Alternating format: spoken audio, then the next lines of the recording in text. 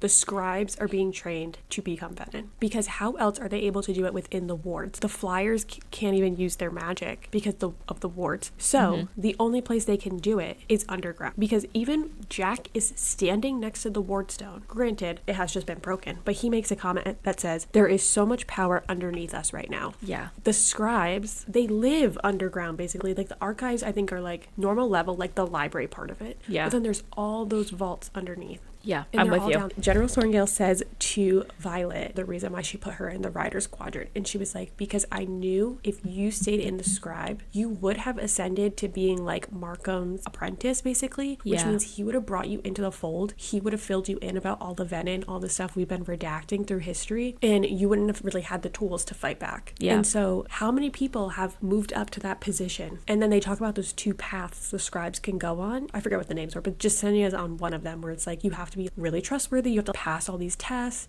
And I think it's tests to see if you are worthy of the knowledge. Yeah. And then they make you turn venin. 2 points on this. One, about the power underground. It's mentioned many times throughout both books that scribes hold all of the power. Yes, writers are badass in the sky and everything, but at the end of the day, the people who have the power to erase history, modify history, or completely change history down the line are underground. So when I first read it, that Jack was saying there's so much power underneath, at first I thought he was just saying that the scribes have all of the power, which still could be true, but to the point of the fact where you're saying is if they had to use that truth, they're trustworthy, they can do something, they could be having way more power because they're finding out how to be venin underneath. And then the second part is to when you said how General Sorrengail has Violet go into the Rider's Quadrant, and at the end when she sacrifices herself basically to power the wards, she says, this is why you are here, we did this so that you'd be strong enough for this moment.